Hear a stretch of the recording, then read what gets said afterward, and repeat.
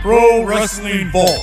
35 short stories including Harley Race, Ricky Morton, Tracy Smothers, and Tim Storm. Along with 300 photos from the independent scene, taken from Texas, Louisiana, Mississippi, and Alabama. Get your book today by going to WrestleVille.com or LanceByChance.com. WrestleVille, it's where wrestling lives. Are you a fan of horror movies?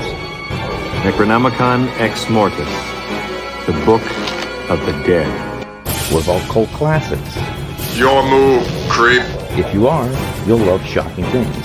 Please search for us on all the major podcasting platforms. To see our social media and a direct link to our podcast, please go to anchor.fm/shockingthings.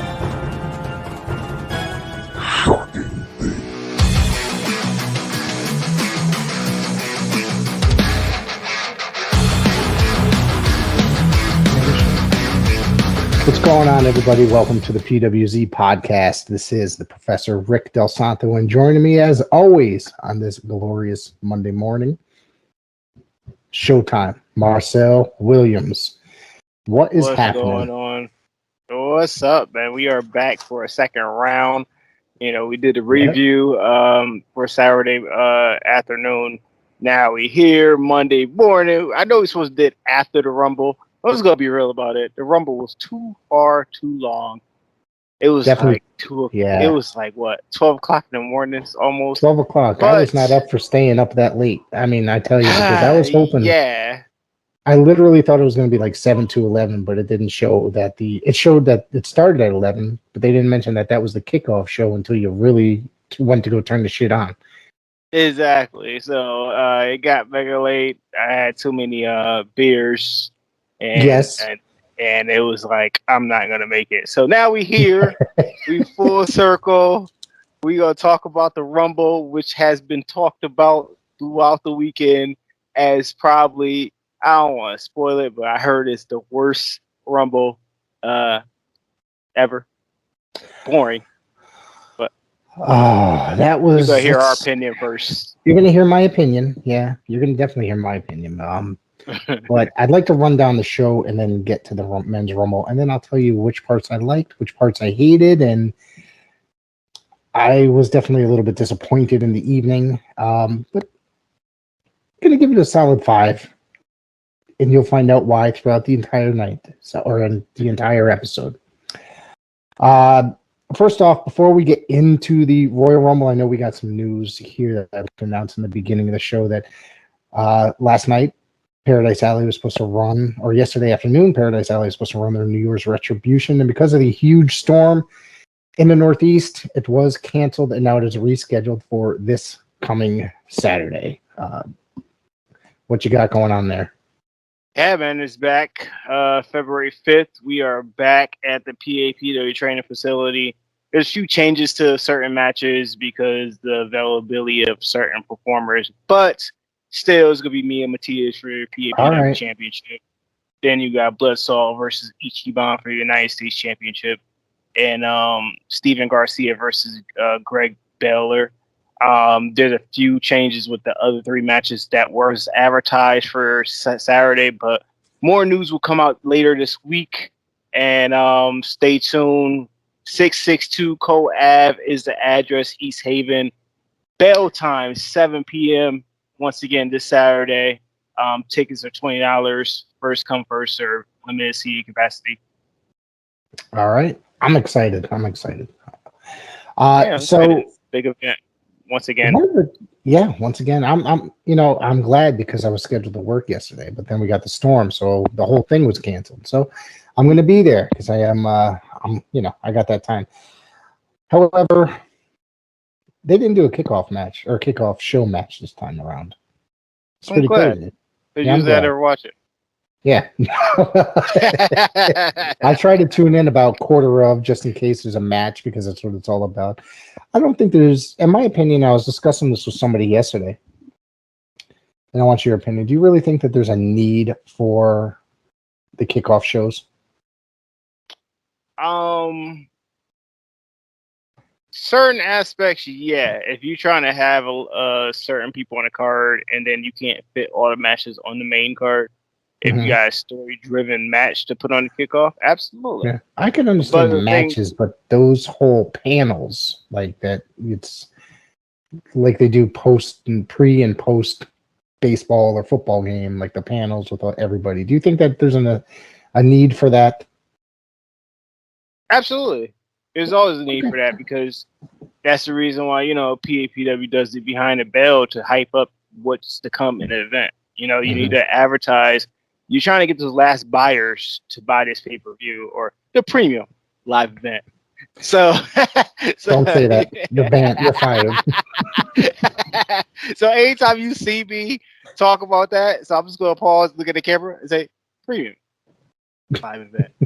So yeah, there's always need for the kickoff show. The kickoff show is good just so they have the, AEW has the buy-in. That's what it's called. Right. That's what it's all for, the buy-in, just to get somebody advertised to see the logistics of the event.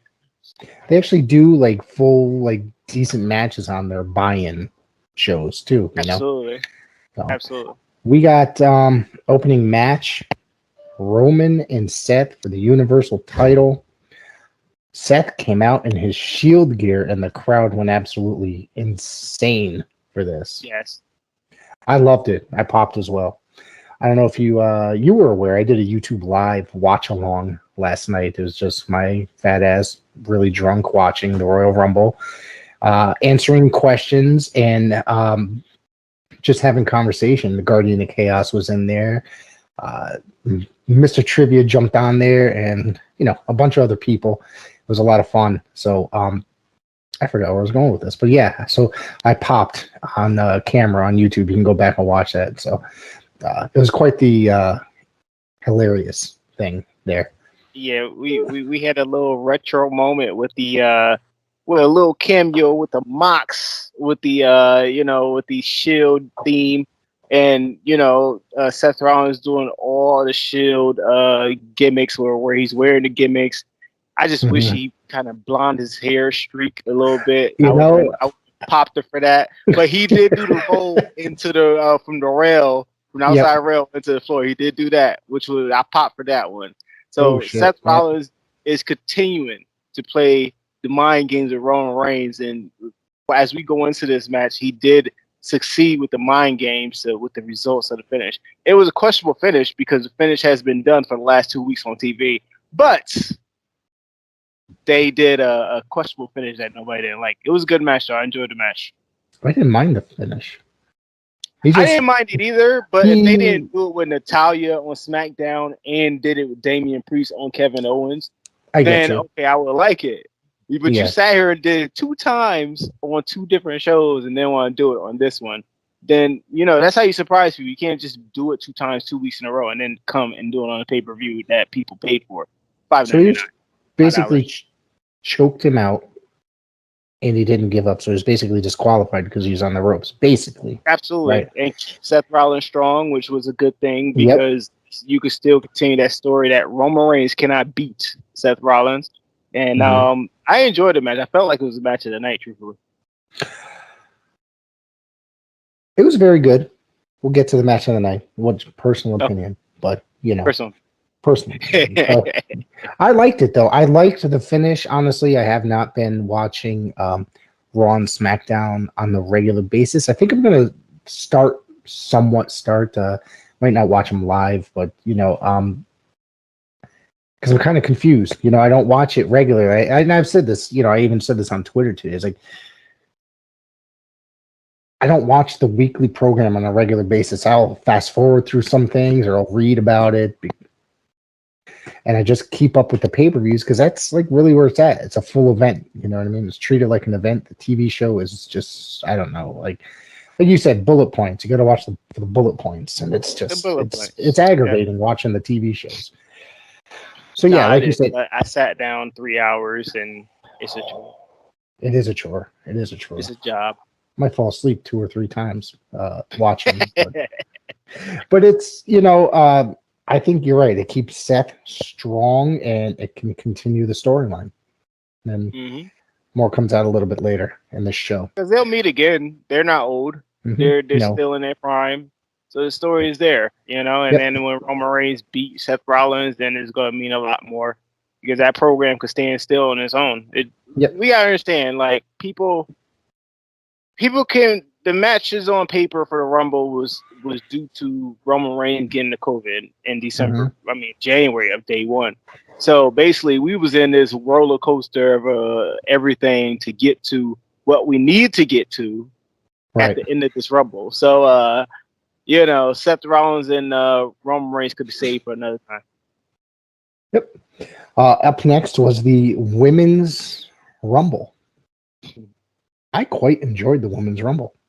I like this match. I don't normally say that I enjoy the Women's Rumble as much as I did for this particular evening, and I thought that there was a couple surprises that were pretty decent. Molly Holly is not at this point. It's not a surprise because she comes back every year, pretty much. You know, so yeah, I liked it. What did you think of it? The Women's Royal Rumble was a good match. It was a solid match. Sasha, I wish she would a little bit longer, but she's probably still injured because she's supposed to have been back a little bit more weeks later. But that's what they do. A lot of people, they have them come in first and get their things off and then try to like let them get 20 minutes. And the Rumble is not hard to work. You know, you use nothing but punching and kicking and you know what I'm saying? So it's just like she had her 20 minutes. Hopefully she's well and hopefully she gets better. But I'm glad she did make that appearance like she wanted to. But the Rumble was real good. Like you said, Molly Holly, mighty Molly Holly getting knocked out by Nikki Ash, which was funny. And then you had Ivory doing the retro right to censor. I thought that her coming in as the right to censor Ivory was awesome. I love that. Yes, dude. It was great. I mean, you had that. You had the reunion, the Riot Squad. It was a lot of story being told. And as we segue later to the Men's Royal Rumble match, it seemed like a lot of work was being done for this Women's Royal Rumble match to make it work. And I enjoyed it. Even though you have the simple surprises here and there that comes every year, like you said, Molly Holly and Kelly and all these people, it still was entertaining with Michelle McCool, and then the story between Michelle McCool and Mickie James. I forgot about Mickie James. Mickie James using the hardcore country theme. She coming out with the Impact title. Yep. So they let her give her leeway, and it was a historic moment for Impact Wrestling. I'm just going to give it that right there. It was. Go ahead. I'm sorry. I wonder how many eyes are now going to be on Impact. I wonder if that's going to change. It's going to maybe make... I think I'm hoping that it makes Impact maybe work a little bit harder, maybe because they might get those eyes on there. Now, it's funny because Impact has been around, I believe, 20 years just about. They're right? Yes, they're 20 years. There's still people that have no idea what the hell it is, and that's the sad part. Yeah, they don't never heard of it. Yeah, and it was an amazing group at one point, but I don't know. I haven't watched it lately, so I can't say whether it's good or bad. But you know, but I do have my pet peeves with the Women's Royal Rumble because I kind of feel I get the business terms to have Ronda Rousey come out and win this thing. I get it fully. Not mad about that because I knew that was the result once I found out that she was gonna come in. Yep, I said the same thing. Bianca Belair, I mean, the story's there. Story's there. She was there. What number? Number 8. Hang on, I got him right here. Let's see. I think it was Bianca number 8. Belair, 1, 2, 3, 4, 5, 6, 7, 8. You're actually right. Yes, she came in at number 8, and she showed that she can run with all of them. And like I said, she still got that unfinished business with Becky Lynch, and we still got one more event before WrestleMania, which is the Elimination Chamber. And she was the 28th eliminated, so from number 8, she lasted that long. Like she was there all the way to the end. You know, we got a chance to show some stuff too. Yep. She was one of my picks, Bianca Belair. Until I found out Ronda Rousey was there. I quickly changed it. I said, there's a wrap. Yeah, I said, yep. I said, I read on PW Insider earlier in the day. She was in the building, and that they confirmed that she was going to take part. And I said, well, there's your winner. And that's exactly what happened. So, I'm not mad at it. I just knew, and her coming in at number 30, and I don't know, My man, the wife is mad, reaction. though. She tight. Who is? She almost tore the house apart. My wife. Your wife? She don't like Ronda Rousey? No, she just didn't like the way she thought Bianca should have won. But I think had so, to too. explain to her Yeah. the business aspect of it. She was like, Yeah. I still don't understand. I said, listen, when you got a multi-million-dollar company and you need all your eyes during this time for WrestleMania, you're gonna have Ronda Rousey win. Yeah, absolutely. I'm gonna forget the next match. Becky Lynch. Becky Lynch and Doudrop. Yeah. You said Hey, that this was don't poo-poo on this match. This match was all right. It was all right until the WrestleMania sign caught on fire. Then everybody started taking it. Okay, so I must have missed this at one point, but don't forget I had my laptop sitting in front of me and I was going back and forth. So, that's. But they continue to. I heard about it after, and then they continue to have pyro up there too, going that direction later on. Yeah, exactly. We talk about that a little bit later on, but the thing is, like during the match, during the rest hold that Becky had on Doudrop, that's when all the happenings started happening. When you see the crowd start looking towards the area where this WrestleMania sign was, it was actually on fire. So they had to pull it down and extinguish it out. And we had a little run-in with the WrestleMania sign. That's hilarious. That's That funny. is. Glad everybody was safe though. I'm glad. Could have been all worse. right. Yeah, nobody got hurt. I'm glad you like this match. I did not particularly. I didn't say I liked the match. I said the match was alright. I see a lot of people on it now. Maybe if Becky was the baby face coming into this and Doudrop was the heel in this, it would have been great. Mhm. But we had a heel versus heel, and they worked with what they worked with. That doesn't necessarily always work unless one of them is kind of like teasing a baby turn. You know what I mean? Mm-hmm. So heel versus heel, it just one of them's got to be on that side that's, at least for the story, like kind of getting the crowd behind them. Because if not, the crowd, if it's two heels, the crowd's going to completely shit on it. Like they don't care. You know what I mean? Mm-hmm. So, and that's just the business, the business side of it. Yeah. Just saying. Babyface versus babyface works every once in the blue moon. I mean, probably most of the time because it's fan favorites. But heel versus heel, I think the last heel versus heel, there's been a few, but even one that comes to mind was, Rick Martel versus Shawn Michaels at SummerSlam 92. That was kind of alright, but you still didn't have any like fan favorite for the two. Yeah, but also like you talk baby versus baby. Back in the day when Bret Hart and Shawn Michaels were both baby faces, like when they were tag team wrestlers, the crowd would just go nuts for the entire time. You know what I mean? So that was the fun part about watching matches like that. Mm-hmm. Yep. So, anyways, Becky, of course, walked out with the belt. It is what it is. Yeah, that's predictable. Yeah. Wasn't unpredictable. And so was the Brock and Bobby next? What was next? Brock Lesnar versus Bobby Lashley. I did not hate this match. I expected it to be just slow and a complete dud. I'm not angry at the ending. I'm not completely angry until obviously we get to the Rumble, and so it's just continuing the storyline. It's not, there's something there. They did one thing so they can do another, so that they can do another. Mm-hmm. So they planned this whole thing out for months, and I thought that, getting Heyman back with Roman, it's not really a surprise. Yeah. It wasn't really that much of a surprise. You kind of figured something has to happen, and he turned his back on Brock. And Heyman's been known as a shyster for fucking 30 or something years since he's been in the business. So exactly. So yeah, I'm looking forward to seeing what is going to happen with this going forward. If they don't deliver, then this whole thing was just then that's when you can sit around and complain about why they did this the way that they did it. No, absolutely. This match is just like the Roman Reigns and Seth Rollins match. It was put together because certain situations that happened at day one. Truthfully, the ending of what you've seen at the end of Bobby Lashley and Brock Lesnar was the finish that's supposed to happen at day one between Roman Reigns and Brock. So they just continue on what they were supposed to. Now, I am glad that Bobby Lashley got the win because I felt like he had to win this match. I don't care Right. how he won it, or it was or whatever weak finish that had to be done. He had to win this match. His pride was on the line. His history was on the line. All that, he needed this win. Right. And I'm glad he got this win. And the match, to me, I enjoyed it. I felt like it should have been some more, but as we've seen throughout the match, it was building up to the main story of the end of the match. So hopefully they'll revisit this again to have a more better match than they did last night.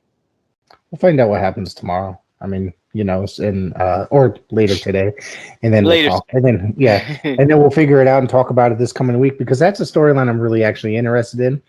The two's history, as far as both being professional wrestlers, amateur wrestlers, MMA fighters. The story's there, man. They could have let those two go shoot on each other and just have a really good stiff match. Like my thing was like, let them go like it's All Japan in 1991. You know what I mean? So that's what I thought they could have let happen, and it could have just been the greatest match of the year. But it's WWE, so there's going to be a little bit of water in the story. So, yes, there is. But I still enjoyed the match either way. Mm-hmm.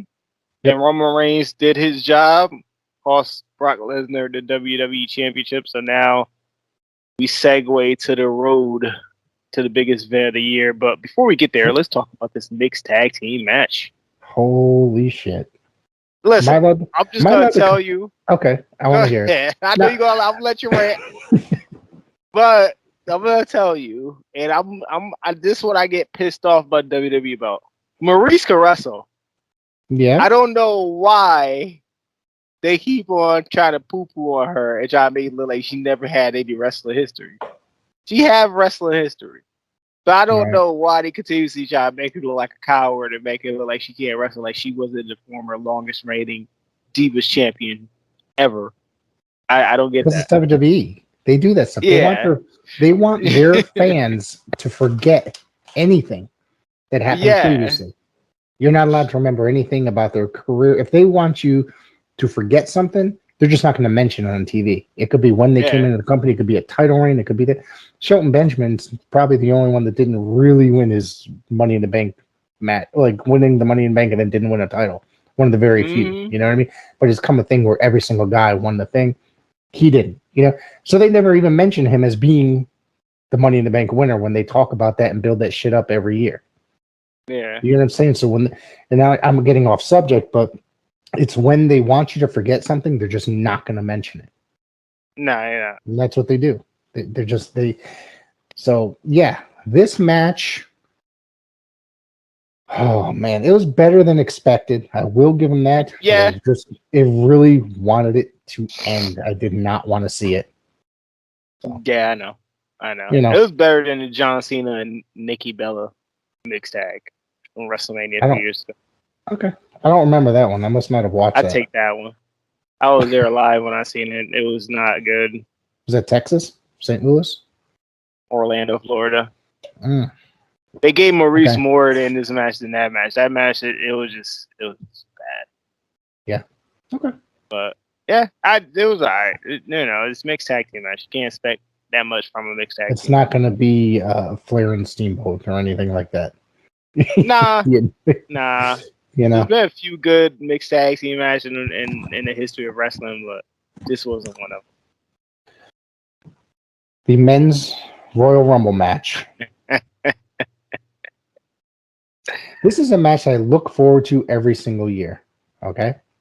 You're not the only one, Rick. Everybody, this is like an all-star game right here. Yes. Okay. So I'm going to bring up a few points before we really get into it. All Go right. ahead. So first off, any of the surprises they had, I kept sitting there like, where the hell is the surprise? It's just everybody that's on the roster. Okay. Mm-hmm. Finally, we get to, let's see here. It's 26. That's the first surprise. It's Bad Bunny. What the hell, man? I was not impressed with this as a surprise. I was not. Were you surprised? Were you impressed? Did you think that this was awesome? I was surprised, but the thing is, I wasn't. nah, I was kind of surprised, but the thing is, he does put the work in when they need him to. I'm not I saying give that he him his doesn't. respect Yeah. for that. Yes. The only thing I was pissed off about the Shane McMahon one, I was like, why?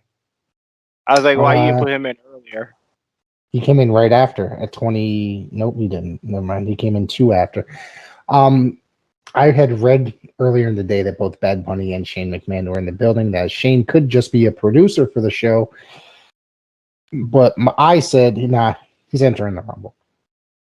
But Bad Bunny was confirmed as an entrant by, I believe, Mike Johnson or somebody over there. Yeah, man. And one of the other things is, you may agree with me on this a little bit, but it's like, it's supposed to be a match that anyone can win, right? That's what they build it up to. But if you watch it, it really boils down to maybe there's about 6 guys that are in reality could take this, because it was like watching a battle royal on, say, Main Event on Hulu. Like, they let 82 people go last year, which actually were a lot of them were quality wrestlers. I'll tell you that. Yeah. There's no way in hell I'm sitting here thinking, oh man, I hope Rick Boogs wins, or Madcap Moss, or Baron Corbin wins. You feel me? You see what I'm saying? I feel you. This match was a complete freaking dud, and they couldn't do any better than this. There was no Finn Balor. No Finn Balor. There was somebody else that's missing. That was. I forgot about Finn Balor too. Yeah, that's the thing, dude. I forgot about him.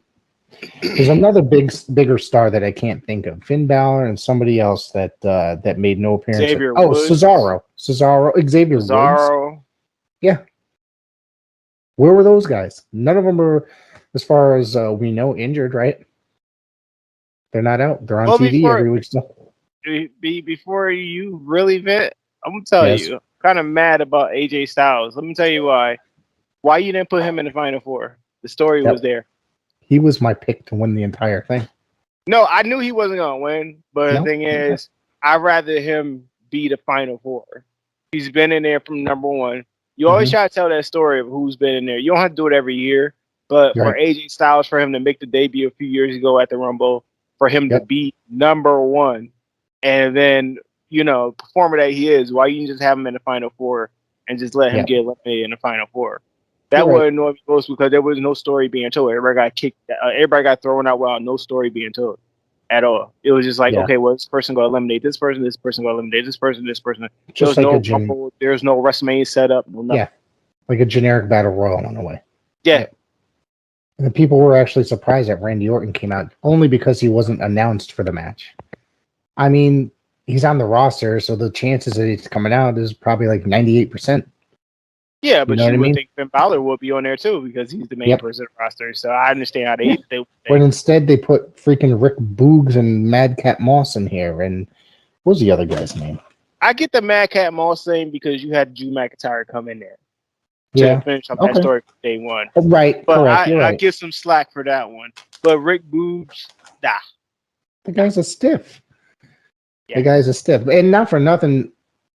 Hang on, I forgot what I was going to say there. And you can tell he's really green. Yes. Yeah. And not for nothing, Omos, I think, eliminated way too early, but he wasn't in there long enough, I don't think. He's green too, so he's very green. That. Yeah, he's very green. I understand that. But they seem like they want to do more with him. You know what I mean? And they're giving him the potential. And I don't completely hate Omos. Like, he's better than Giant Gonzalez ever was. So, number 30 was the winner, Brock Lesnar. Yes, was a surprise. Yep. I don't completely hate it. There's a lot of people that hated it. I think that, like I said, in the match with Bobby, in the match with Seth and Roman, this is going somewhere. There's a story that's going to be told over the next 4 months until April, when WrestleMania is. I think it's April 10th this year. Yeah. Yeah. So it's just the beginning. It's happening. You got to be patient. It's not. You got to see why they did this. I'm not entirely mad at this, and I'm a Brock fan to begin with, so I don't hate it. I wasn't upset with the win. What's your opinion? I don't disagree either. I mean, the Rumble's always not built to build new stars unless they really had to, like last year with Bianca, or Shawn Michaels in '95, or Sheamus in the 2000 era, and it just it's always been built to look at Austin. Austin won 3, Hogan won 2. Yep. Shawn Michaels won 2. You had Brett and Luger win together, or you seen the rise of John Cena. Or it's just it's always been built to build that main event for WrestleMania. Usually, King of the Rings and a few other events builds up the mid card to the main event, as we've seen with Brock Lesnar winning the King of the Ring to beat The Rock. But the Rumble is always to build the main event for a big marquee player versus another big marquee player. Unless you're gonna have a marquee player that's on a rise real quick, and then you're gonna have that person face the champion. But I expected it is good for business to get him versus Roman Reigns. That's the only way you'll get it there. I felt bad for Big E because when he came out, there was none whatsoever cheers of caring what title reign that he just recently had. And he got thrown out, and it didn't mean anything. Then we had the Kofi Kingston botch, which is okay. You do it every year. That one kind of killed. That one kind of killed me. Not killed me, but I was like, oh, here we go, because he always does the play where his feet don't hit. Man, his feet hit real quick. His feet hit so quick. And I'm sure, and they did the replay, and I bet you everything was just like, well, that's it. It's unpredictable. Wrestling is unpredictable. The ref just went to him and said, "Fuck it, your legs hit the." Nah, sorry, dude. It's too obvious. It's too obvious. Like, we can't hide it. You might as well just scrap it. They did not have to show the camera angle from that side, then, though. They did. They showed the replay. Yeah, they showed the replay, and then bam, he did. So they're like, "Well, sorry, dude, you're out." Sorry. Yeah. So yeah, that's pretty much it. That was 2022 Royal Rumble. They announced an Elimination Chamber is going to be in the afternoon. Was that February 10th? I believe they said. Was that the correct date? I gotta look at the calendar. Yeah. I know we'll be in. Yeah, we'll be in Saudi Arabia. Yep. Saudi Arabia at the new Jeddah Superdome. Yeah, I'm looking forward to that. That's going to be on during the day, so maybe we could actually we could do a review. Get drunk and then do it early. Because that's what happens. Elimination Chamber 22, February 19th. It's on a Saturday. So nice. I love pay-per-views on Saturdays. Me too. I was discussing this last night, and while I was doing my live feed, I and I've said this to other people, it's easy on a Saturday. Sunday nights, it's become the norm in the last, how long has WWE been doing them? Over 20 years, correct? Yeah, on Sundays. 30 years. I don't want to stay up late and then Monday morning have to get to work. You know what I mean? Wake up, staying up late.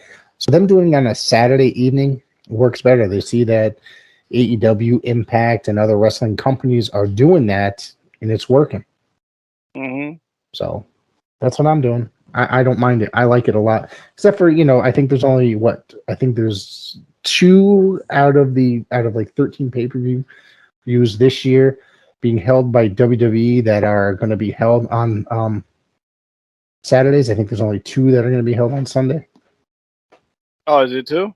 Yeah, there's only something like 2 that are going to be held, and I think one of them is WrestleMania because it's a 2-night event. You get a run in. Nah, I'm glad it's on Saturday. Makes my day. Yeah, me too. Do that, have a couple drinks, stay up late, and then sleep late. There we go. Thank you. That one's going to be on a Saturday afternoon. A lot of times it's like WWE would do the Saudi Arabia shows maybe on like a weird-ass day, like a Friday in the middle of the day. Yeah, Friday or Thursday. Yeah. Yeah. Completely random. So what else do we have here now that we're done with WWE talk for the evening? Oh man, it's been a lot of news here and there. I heard that WWE's trying to get back Jeff Hardy for the WWE Hall of Fame because they messed up his drug test came out negative. Well, he asked for the results, and they basically blew him off and haven't responded. And they called him to come in. They want him back, and they asked him to be in the Hall of Fame and give him a new contract. Yeah, so they obviously know something is wrong, but he's going out there doing his thing, and when his 90 days are up, he's going to be. I have a feeling he's going to be showing up in AEW with his brother. Maybe Matt Hardy needs him. I'm just gonna put it out there. Matt Hardy needs him. I do not like the Matt Hardy run in AEW at all. No, I hate to be that guy. No, I don't disagree with you. The beginning was somewhat enjoyable, somewhat funny. When he was doing the three different, of the characters, and then there was times where he would flip and do all the characters that he had, whether V1 or whatever the hell. But he's really stale there. It's really just he's not clicking with the fans there. Nah, he's not.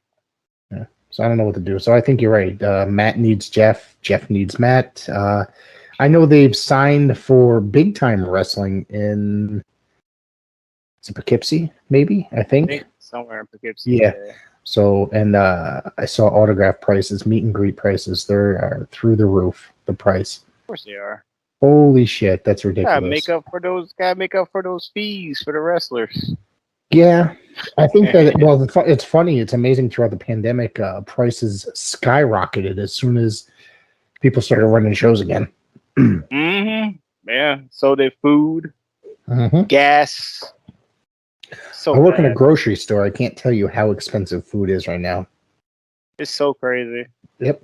I just filled up my gas tank on the way home tonight. It cost me $40 to fill up my tank. God bless you. I did for me too. It's ridiculous. I hate to be that guy, but when Trump was in office, I'm not a Trump supporter. But when he was in the office, I paid $27 to fill up the tank. Yes. I'm just gonna be real about it. Gas got down to like 2 and change, like 2 1/4 here in Connecticut. We're in the state of Connecticut. We don't normally talk politics here. So we don't. I don't want to get no arguments in politics. Nope, but I'm just telling you the difference. I'm just telling you the difference. No, he got the gas prices down, so that is the one thing.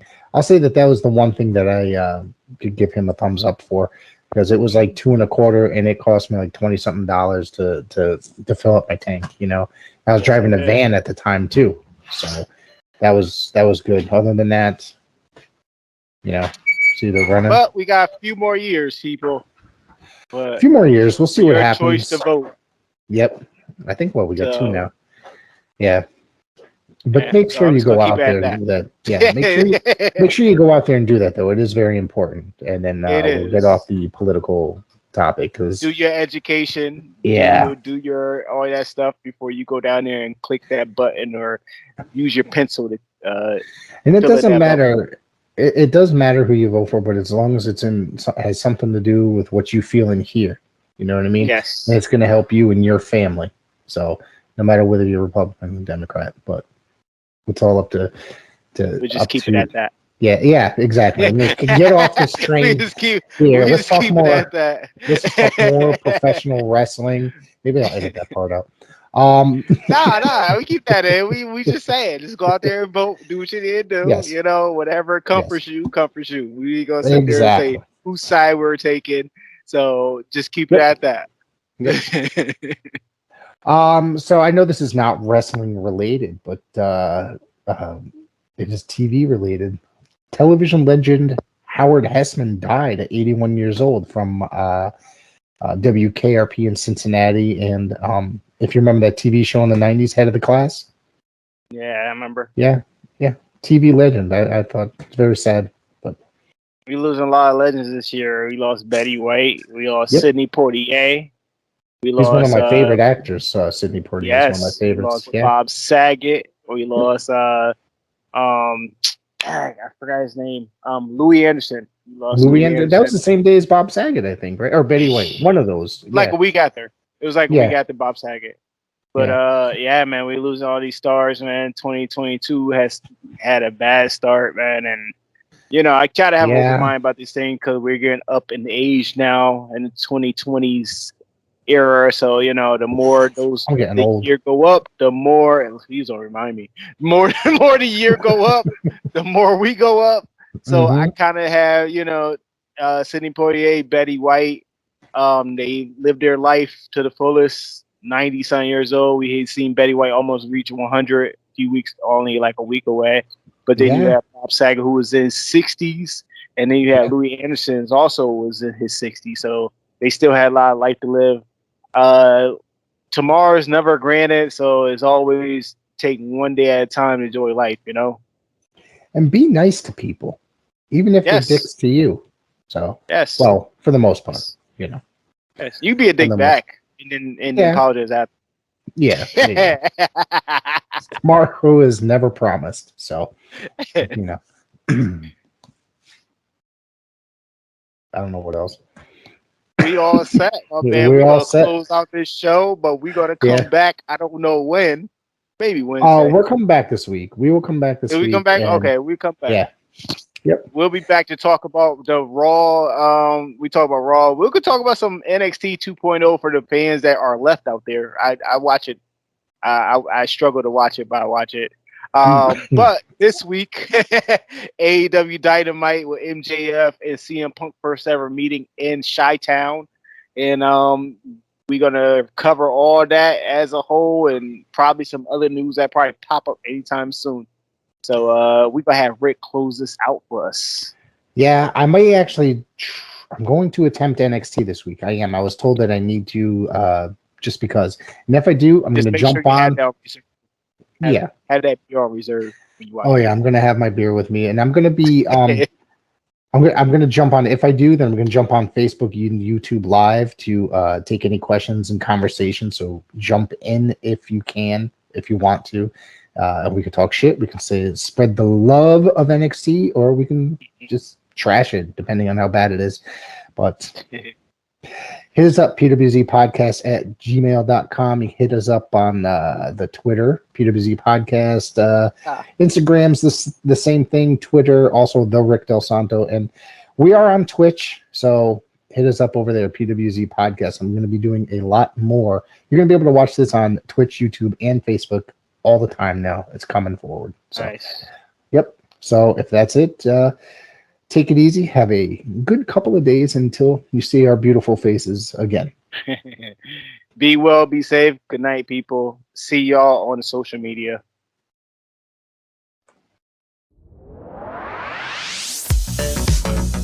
PWZ Podcast with Rick Del Santo. For all your wrestling reviews, interviews, and news, Rick covers the United Wrestling Network, the NWA, and the Northeast region of the United States independent scene. PWZ keeps you in the zone.